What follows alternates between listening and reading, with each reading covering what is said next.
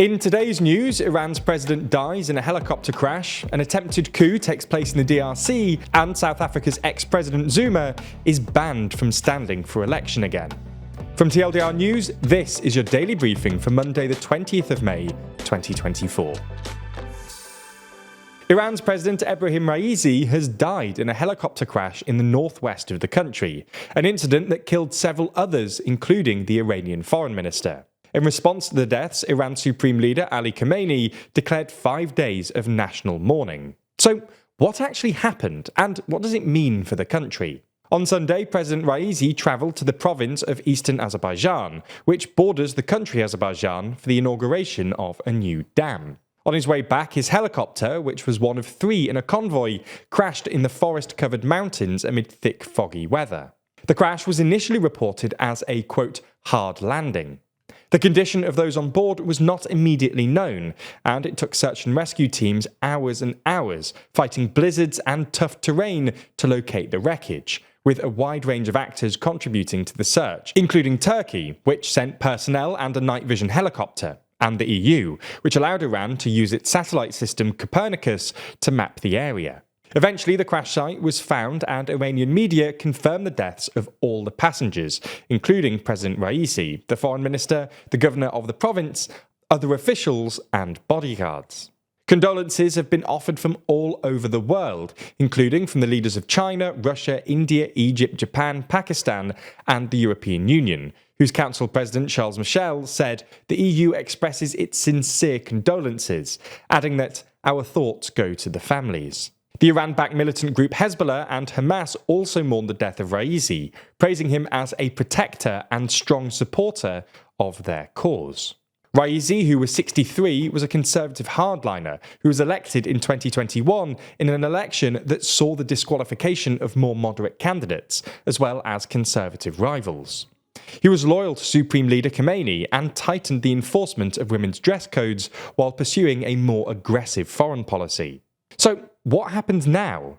Iran's supreme leader confirmed that, per the constitution, Vice President Mohammed has become acting president, a role he will hold for some 50 days before mandatory presidential elections.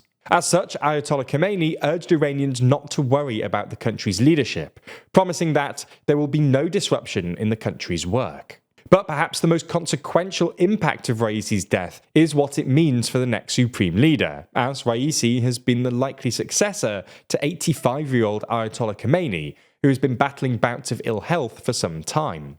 Raisi's death means that the other top contender, Khamenei's son Mojtaba, may have a clear path to the supreme leadership. For more on the fallout from Raisi's death and what might happen now, make sure to watch tomorrow's video on the TLDR Global channel.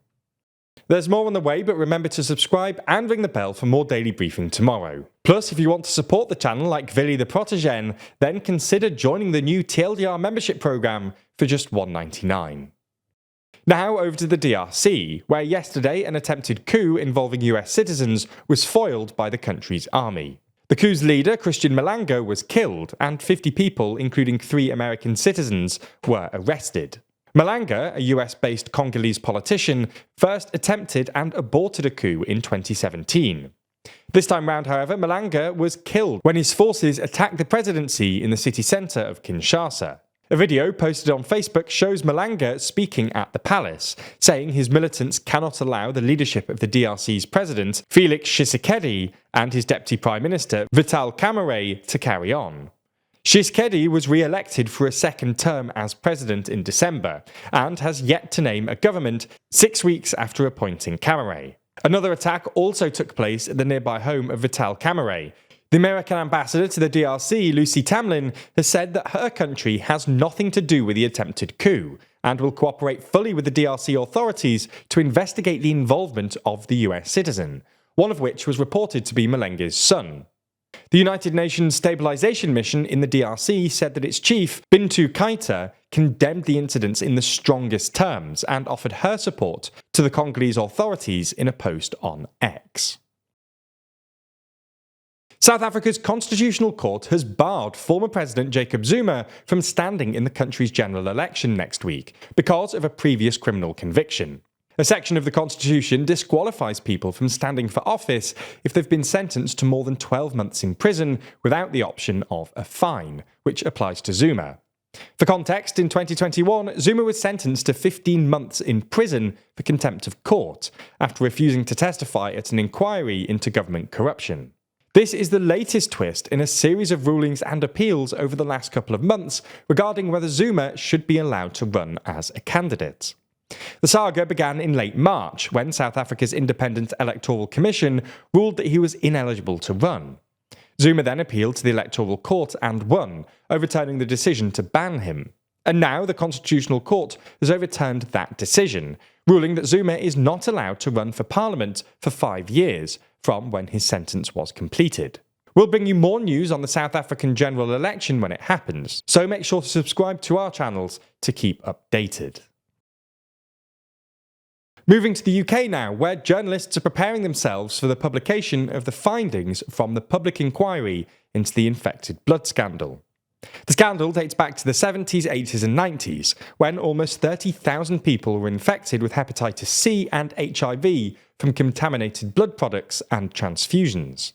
As a result of this, around 3,000 people have since died as a result of the scandal, mainly from two groups. The first are those with haemophilia, and the second are those who were given blood transfusions after childbirth. For years, the government has been perceived as failing to take responsibility for the scandal, and as a result, has failed the victims. As things stand, victims are still awaiting proper compensation. It's understood that as a result of the findings published today, Chancellor Jeremy Hunt will approve a multi-billion-pound package to compensate those affected by the scandal. This is alongside an official apology from the UK government. However, one victim in the scandal, Ros Cooper, who was infected with hepatitis C as a child, said of the apology that words don't mean a lot. To a lot of people who've lost loved ones, what are words going to do? It's not going to bring back the dead. It's not going to wash away the crimes that have been committed. In our final story today, we discuss growing public support for legal abortion in the US. A new poll by Pew Research Center shows 63% of Americans now believe that abortion should be legal in all or most cases, up from 61% 2 years ago, when the Supreme Court overturned Roe v. Wade. The survey found that while the gap is widening between Democrat and Republican-leaning voters, largely due to a steady rise in support for legal abortions among Democrats, both parties have seen a slight increase since 2021, with 81% of Democrats supporting legal abortion compared to 41% of Republicans. That's all for this video, but there's a whole world of TLDR content out there. You might not know, but we actually have 5 different TLDR channels explaining news from the UK, Europe and the rest of the world, breaking down the latest developments in the business world and also running through the day's most important news that you might have missed. TLDR has been doing this for more than 7 years now, so to celebrate our anniversary, we'd love it if you subscribed. Not only to this channel, but also to any of the others that interest you. They're all linked in the description. Our whole purpose is to make the world around you more understandable, to unpack the confusing parts of the news in a way that's interesting, factual, and entirely non-partisan. So if that's something you're into, then you have 5 channels to enjoy. Thanks for your support over the last 7 years. It really means a lot.